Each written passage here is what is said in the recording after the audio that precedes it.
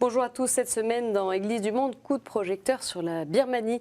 2 ans après des changements politiques inattendus, porteurs d'espoir pour les Birmans, des zones d'instabilité demeurent. Au nord, les combats se poursuivent dans l'État Kachin entre l'armée birmane et les forces rebelles qui réclament plus d'autonomie pour le peuple Kachin, majoritairement chrétien. Et des violences sanglantes entre bouddhistes et musulmans ont également secoué le centre il y a quelques semaines. Dans ce contexte, l'Église appelle le gouvernement à approfondir les réformes vers la démocratie et une vraie liberté religieuse. Quel regard les chrétiens portent-ils sur la situation? Entre inquiétude et espérance, nous irons à la rencontre de 2 Kachin et de 2 prêtres à Rangoon. Et puis, décryptage en plateau avec Régis Anouilh, rédacteur en chef d'Église d'Asie. Régis, bonjour. Bonjour. Alors, vous êtes allé il y a quelques mois en Birmanie. Oui, c'était au mois de novembre, c'était quelques semaines, quelques mois après les événements qui avaient effectivement ensanglanté le pays, dans le sud du pays, vers la frontière du Bangladesh, entre des Rohingyas musulmans et des Arakanais bouddhistes. Alors on rentre tout de suite dans la complexité ethnique de ce pays, mais également j'étais parti à la rencontre de l'Église catholique qui est présente là-bas, même si elle est très minoritaire. Alors une question peut-être simplement pour nous aider un peu à reprendre le pouls sur ce qui se passe en Birmanie, ces changements effectivement qu'on a pu observer il y a 2 ans, changements totalement étonnants, un souffle de liberté qui se sent à travers le pays. On en est où aujourd'hui ? Oui, c'est véritablement un souffle très étonnant qui traverse ce pays. Depuis 1961, le pays était soumis à une dictature extrêmement dure, une dictature dont on n'attendait pas grand-chose. On connaissait finalement assez peu de choses de ce pays, sinon qu'effectivement il y avait quelques personnes emblématiques, ou en tout cas une de l'opposition, Madame Aung San Suu Kyi, qui a reçu le prix Nobel de la paix pour son combat, qui a été donc plus de 13 ans en résidence surveillée, ou un petit peu en prison, mais surtout en résidence surveillée du fait de la junte. Donc rien à attendre de cette junte, de ces généraux qui se succédaient à eux-mêmes. Sinon qu'effectivement, il y a 2 ans, ce régime, cette junte s'est autodissoute et est passée à une forme civile. Les généraux ont revêtu un habit civil, c'est le cas du président, c'est le cas de nombreux ministres qui sont aujourd'hui au pouvoir, au Parlement également. Des députés ont quitté l'habit militaire pour revêtir l'habit civil. Alors il faut, au départ, effectivement, personne n'a parié un copec, entre guillemets, sur l'évolution démocratique de ce régime, pensant que c'était un nouvel avatar de cette junte. Et là, 2 ans après, force est de constater que oui, effectivement, la machine en vue d'un changement de régime, en tout cas d'une réelle démocratisation des institutions, est en route, est en place et s'approfondit chaque jour, même si, bien sûr, il y a de nombreuses difficultés à dépasser. Mais un vrai changement très inattendu. Alors, vous évoquez ces changements et ces difficultés qui subsistent. Tout de suite, justement, direction la Birmanie. Malgré le climat de détente politique, la guerre se poursuit depuis presque 2 ans dans l'État Kachin, au nord du pays à la frontière chinoise. L'armée birmane y mène des raids aériens depuis Noël. Elle combat un groupe rebelle armé qui réclame plus d'autonomie pour le peuple Kachin, un peuple majoritairement chrétien, alors que la Birmanie est largement bouddhiste. Et conséquence, le peuple souffre, bloqué entre les positions de l'armée birmane et la frontière chinoise fermée. De leur côté, de nombreux Kachin installés à Rangoon vivent dans l'inquiétude, sans pouvoir rentrer chez eux, ni avoir de nouvelles de leurs proches. Reportage de Rémi Favre. Kamseng et Esther sont originaires de l'État Kachin. Lui étudie à Rangoon, elle travaille. Leur famille habite 1000 km plus au nord, où il y a de violents affrontements.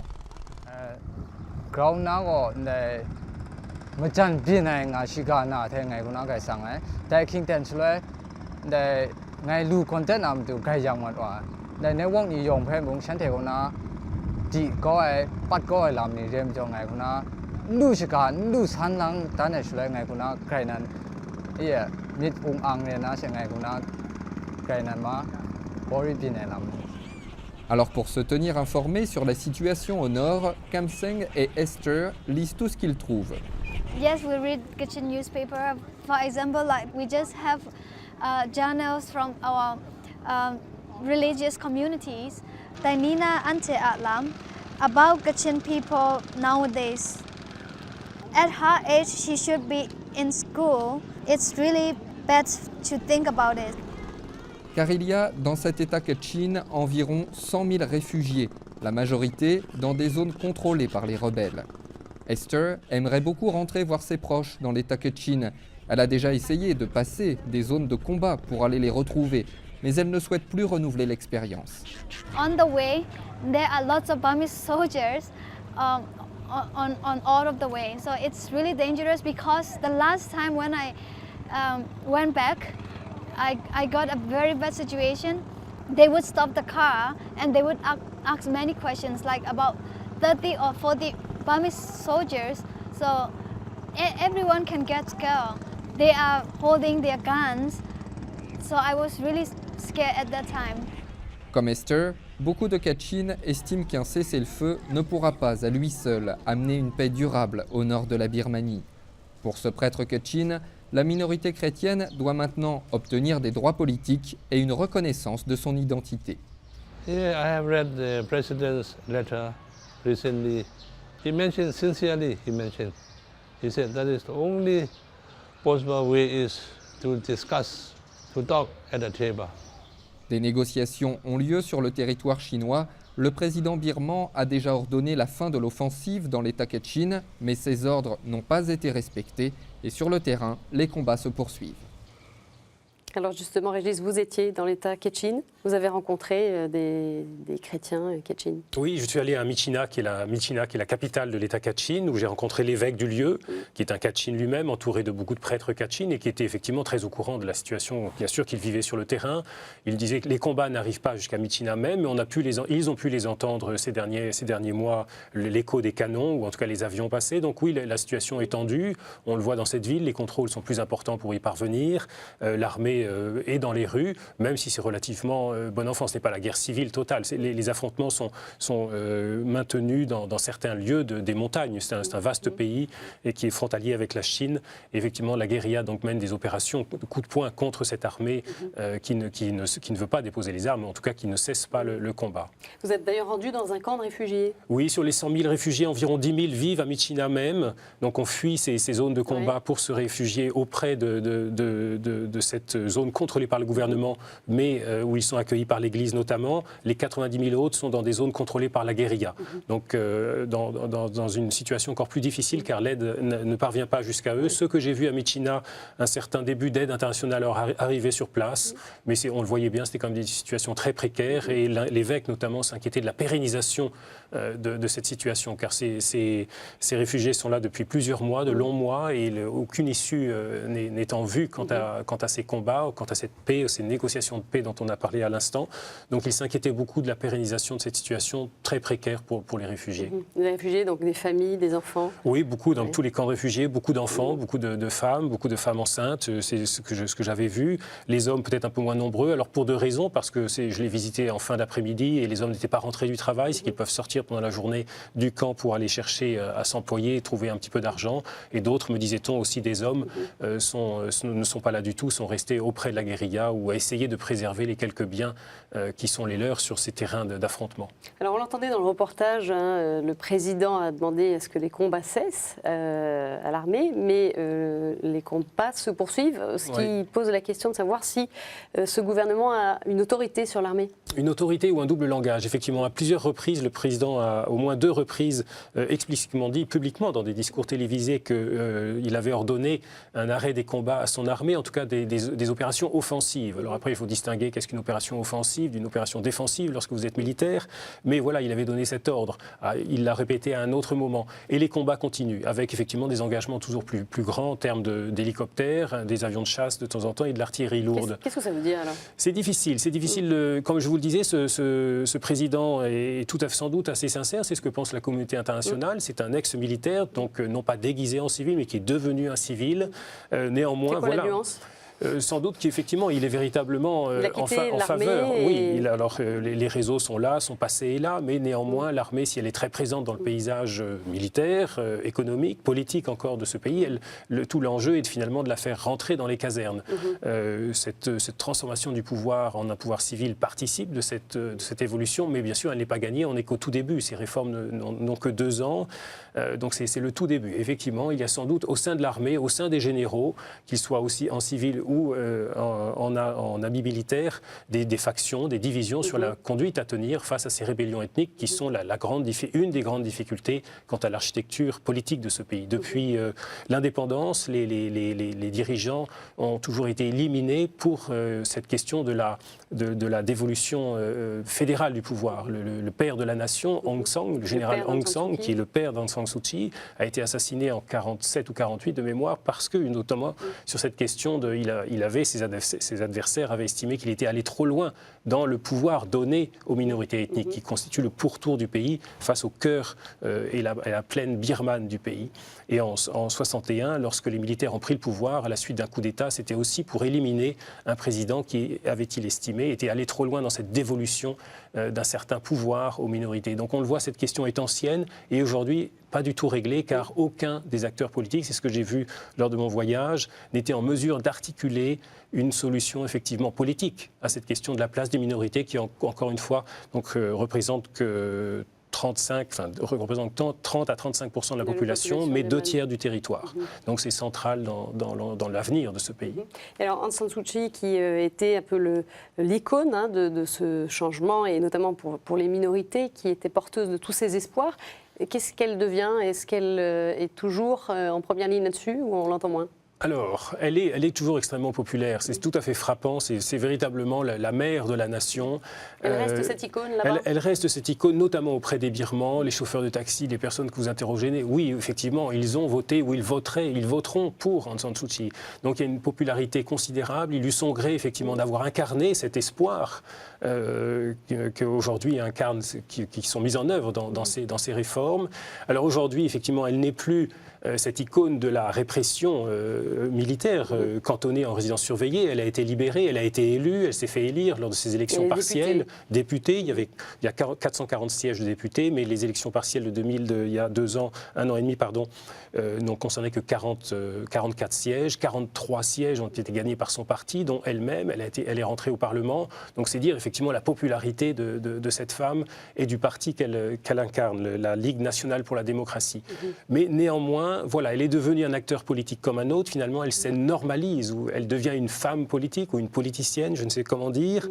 Et effectivement, la communauté internationale, sans doute à raison, des Birmans également dans le pays, lui reproche finalement d'avoir assez peu pris position sur cette question ethnique. Quelle proposition institutionnelle donner à ces mouvements de rébellion ethnique pour qu'ils retrouvent une place finalement dans les institutions de la future Birmanie qui reste à construire. Est-ce que l'Église de son côté fait entendre sa voix sur ces questions ethniques? L'Église, oui, alors l'Église catholique représente 1,3 ou 1,7% de la population, donc c'est assez faible.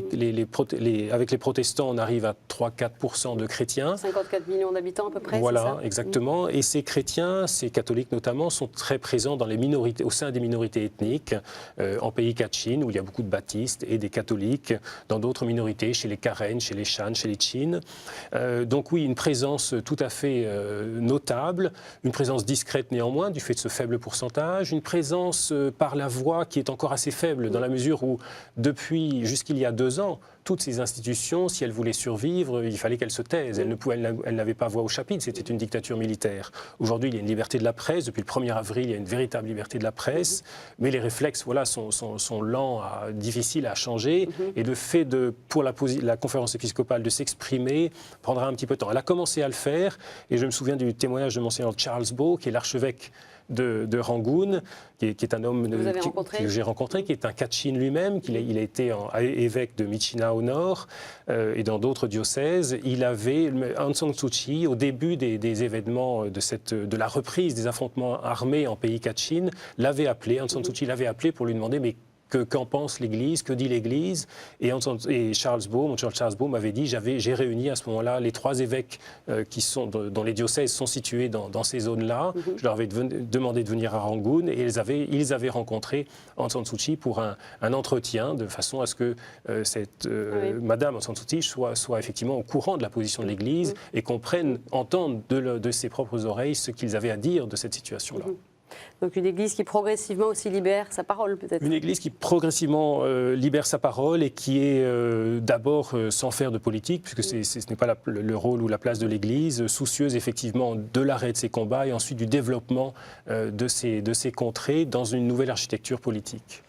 Alors on parle justement de ce rôle de l'Église. Cela fait tout juste 2 ans que la Birmanie n'est plus dirigée par une junte militaire. L'armée a tenu le pays du main de fer pendant un demi-siècle avant de passer la main à une équipe de généraux à la retraite, des civils qui ont entrepris des réformes étonnantes et rapides. Des centaines de prisonniers politiques ont été libérés. La presse est plus libre, vous le disiez Régis. Un climat de détente souffle sur ce pays malgré des violences communautaire très inquiétante entre bouddhistes et musulmans. Pour le père Alphonse, prêtre à Rangoon, toutes ces réformes constituent une grande espérance pour l'Église en Birmanie. On écoute son témoignage. The civilian governments that come up, that is the biggest change that we experience first. Before we were always underwater, before we were under storms, before we were always under privation. Before everybody was afraid of everyone, but now no need to be scared of anything. You have not been watched by the government. We have freedom of speech. We can talk, and we can express ourselves. We can approach any authority. So that's why, especially with the opening of the media, if something happened today here, at once the next moment already it is in the media already. So everybody share this. The events of the country. Before this government, the people are not informed at all. Recently, we have a great meeting with the foreign minister for the religious affairs, who really told us, "I am all for you," he said. "Now you are welcome to my office. Come and see us. Tell us your problems. We shall solve your problems as far as we can." Those words were never heard before.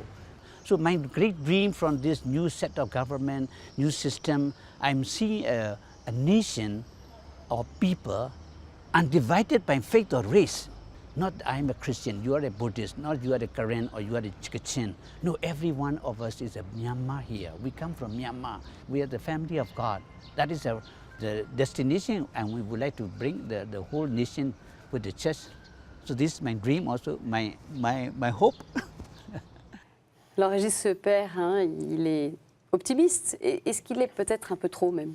Il est optimiste, il a raison de l'être dans la mesure où la peur a quitté ce pays. Ça, c'est le plus frappant. J'ai voyagé il y a de nombreuses années dans ce pays où, effectivement, je me rappelle qu'on était dans une église, on ouvrait le volet d'une fenêtre de l'église et derrière, à quelques dizaines de mètres, un photographe se tenait là. On était effectivement surveillés. Aujourd'hui, la peur a disparu. La peur s'est totalement envolée et c'est ça le plus surprenant. C'est qu'effectivement, non pas du jour au lendemain, mais très rapidement, les gens ont commencé à faire confiance, effectivement, à ce changement d'attitude du régime. Cette véritable transformation. Une transformation qui, il faut le noter, ne vient pas d'une révolte populaire. Il n'y a pas eu un printemps birman. Il y a eu les émeutes en 2007, mais qui étaient plus des émeutes de ce qu'on appelle la révolution safran, de moines bouddhistes. C'était des émeutes de la faim, finalement. Ces moines bouddhistes sont descendus dans la rue, car eux qui vivent de l'aumône, c'est très impressionnant, tous les matins, ils vont recevoir leur repas de l'aumône des fidèles, mais ils n'avaient plus rien à manger, donc ils sont descendus dans la rue. Là, non, ce n'est pas une révolte populaire, ce n'est pas non plus une intervention extérieure, c'est le régime qui a décidé de se transformer. Pour des raisons finalement encore inconnues ? Pour des raisons que l'on peut essayer de deviner, qui sont tout simplement qu'il n'y avait plus rien à gratter sur ce pays. Il l'avait effectivement, il l'avait réduit à rien. C'était un pays qui était très riche, il l'avait réduit à un pays extrêmement pauvre. Et la Chine, qui est toute puissante à côté, effectivement, l'envahissait, non pas militairement bien sûr, mais économiquement. Donc s'il voulait ne pas disparaître, ou en tout cas devenir un satellite de la Chine, et c'est là où la question effectivement de la géopolitique est importante, parce que c'est un pays qui est était coincé entre le géant indien, ou plutôt le Bangladesh tout à côté, et la Chine. Et la Chine était très présente, elle est encore très présente. Donc les généraux se sont ouverts à l'Occident pour faire lever toutes les sanctions que l'Occident avait dressées contre eux, et effectivement faire contrepoids sans doute à la Chine. Mais puisque ce pays était réduit à rien, il faut le redresser aujourd'hui, et la tâche là est très difficile, et l'optimisme dont il fait preuve, oui, est sans doute justifié, mais il y aura de nombreux obstacles, car cette notion de birmanité, d'être birman, est quelque chose qui n'existe pas encore aujourd'hui. Mais il semble d'ailleurs le seul, et peut-être que l'Église aussi va dans ce sens, à porter ce type de discours, c'est-à-dire arriver d'une Birmanie unie, où les différences religieuses et ethniques ne sont pas marquées. On vient de voir il y a quelques semaines ces affrontements très violents qui se sont produits dans le centre, une quarantaine de victimes, des affrontements entre birmans, musulmans et bouddhistes. Donc finalement, on voit que les choses sont encore très fragiles. Oui, c'est quelque part la boîte de Pandore est en train de s'ouvrir, le diable sort de sa boîte et de nombreuses tensions effectivement sont là. Alors c'est évident que ce régime n'est pas encore tout à fait transparent, que des factions ne sont pas favorables à cette évolution. Ont-elles manipulé ou ont-elles favorisé l'éclosion des tensions meurtrières auxquelles vous faites allusion à l'instant? C'est probable. Ce qui m'avait frappé au cours de mon voyage, c'est effectivement de manière quasi universelle dans ce pays, si je peux m'exprimer ainsi, le sentiment anti-musulman était extrêmement fort dans toutes les couches de la population et chez tous les habitants. Oui, c'était très frappant. Les musulmans représentent 4 à 5% de la population. Un recensement aura lieu en 2014 et remettra en quelque sorte les pendules à l'heure. Certains pensent qu'il y a plus que ces 4% de musulmans, donc il y a une peur de l'invasion musulmane qui viendrait du Bangladesh. Il y a eu des discours d'ailleurs assez xénophobes. Il y a eu des discours tout à fait xénophobes de la part de moines bouddhistes, qui mènent un discours tout à fait haineux contre les musulmans, en appelant au boycott des commerces musulmans, car l'argent que vous donnez à un commerçant musulman finira par être utilisé dans la lutte contre les bouddhistes. Et les responsables religieux, est-ce qu'ils appellent à l'apaisement ou pas? Alors les responsables religieux, qui sont-ils? Dans l'Église catholique, ils sont bien identifiés. Chez les protestants encore, c'est un petit peu plus difficile, mais ils ne sont pas en cause ici. Au sein du bouddhisme, non. Il y a effectivement la sangha, la communauté des moines, mais il n'y a pas effectivement, il y a des grands moines qui jouissent d'un prestige important, mais d'autres qui sont infiltrés par des théories tout à fait racistes, il faut le dire ainsi. Donc énormément de tensions qui ressortent aujourd'hui après 50 ans, encore une fois, de dictature. Donc tout à coup, la démocratie ne va pas arriver sans mal. Et ces émeutes en sont la manifestation évidente. Alors vous avez rencontré un des prêtres, des évêques, vous le disiez. Ils ont aussi ce discours assez optimiste de dire on rêve d'une nation unie et une nation pour laquelle nous, on va œuvrer. Oui, dans l'absolu, ils l'ont. Enfin, à long terme, c'est la nation qu'ils veulent voir émerger de leurs vœux. Et comment ils s'inscrivent dans ce processus-là? Comment l'Église s'inscrit là-dedans? À court terme, ils sont extrêmement inquiets quant à l'avenir du pays en matière d'éducation. Une des choses les plus frappantes, c'est que le système éducatif a été réduit vraiment à très peu de choses. Et j'ai visité par exemple le séminaire, le grand séminaire qui forme donc les prêtres, et la langue d'enseignement c'est l'anglais. Donc au bout de 7 ans, pour 10 ans, parce que ceux qui ont fait le petit séminaire avant, de scolarité en anglais, bien sûr une grande majorité des prêtres parlent très bien anglais, et d'autres prêtres que j'ai rencontrés avaient beaucoup de mal à s'exprimer en anglais. Donc ce n'est pas la personne là que je vise, mais tout simplement ils sortaient d'un système éducatif qui a été mis à mal. Aujourd'hui, c'est un des enjeux. Là je prenais l'exemple de l'Église, mais c'est vrai encore plus dans le pays. C'est que effectivement ce système éducatif a été mis par terre, et l'argent qui arrive aujourd'hui à flot dans ce pays, l'aide internationale, l'aide occidentale, les investissements chinois, on peut craindre effectivement que ce pays n'arrive pas à assimiler, du faute de cadre finalement, cet afflux à la fois de touristes, à la fois d'argent qui vient s'investir et qui lorgne sur les richesses minières ou naturelles de ce pays qui sont immenses. Donc il y a un véritable risque quant au mode de développement que ce pays pourra avoir, où l'argent ira dans les poches très concentrées de certains proches du régime, et c'est les enjeux de la démocratisation. C'est finalement un développement beaucoup plus harmonieux. L'Église appelle à ça. Elle appelle à ça. Et finalement, ces changements, quelles sont les répercussions qu'ils ont sur la vie quotidienne des chrétiens? Parce que ça, effectivement, libéré, on a vu la parole. Est-ce que les chrétiens sont plus libres dans leur manière de vivre leur foi, dans leur engagement, dans l'Église? Qu'est-ce que vous avez pu observer, vous, là-bas? Alors, ce régime avait contrôlé sa population, mais laissé une relative liberté de culte. Oui. Donc, les églises pouvaient exister. Et là encore, les choses sont complexes. Oui, c'est pour obtenir des autorisations, bien sûr, sur le papier, il pouvait les obtenir. Concrètement, c'était beaucoup plus difficile. Donc aujourd'hui, il reste à voir comment, à Rangoon, l'archevêque a pu rénover sa cathédrale, qui était vraiment en très mauvais état. Et le centenaire célébré l'année voilà, dernière. exactement. Aung San Suu Kyi est venu à cette messe, le ministre des Affaires religieuses est venu, des grands responsables bouddhistes. Donc ça témoignait effectivement de cette réouverture et de cette possibilité de s'exprimer publiquement. Ailleurs, dans les provinces, dans les villes moins importantes, les changements sont plus lents. Les changements sont plus lents et sont notamment obérés par le fait que cette église est très pauvre. Et donc les moyens, encore une fois, matériels, mais surtout humains, manquent, me semble-t-il. Donc il faudra du temps. Même l'engagement des laïcs, toutes ces questions-là, finalement, elles subsistent. Oui, et quoi qu'il parte sur une base impressionnante, dans le sens où l'évangélisation, par exemple, dans les campagnes ou dans les montagnes, c'est beaucoup fait à l'aide de laïcs, ce qu'ils appellent les petits évangélisateurs, donc des catéchistes, finalement, qui étaient plus ou moins bien formés, mais qui avec une grande énergie, partaient répandre l'évangile. Et donc cette base de laïcs, oui, elle est là. Maintenant, il reste encore une fois ce problème de la formation qu'il faudra développer. Et là, l'Église s'y attelle, mais les moyens ne répondent pas toujours. Merci beaucoup Régis pour votre éclairage sur la situation en Birmanie qui nous intéresse, on y reviendra. Il y a quand même une question que j'ai oublié de vous poser, c'est celle des élections. C'est la prochaine grande échéance, 2015. Oui, 2015, ça va venir très vite. Ce sera les élections présidentielles. Oui. Donc reste à voir si Aung San Suu Kyi sera élue présidente, sachant qu'elle approche des 70 ans.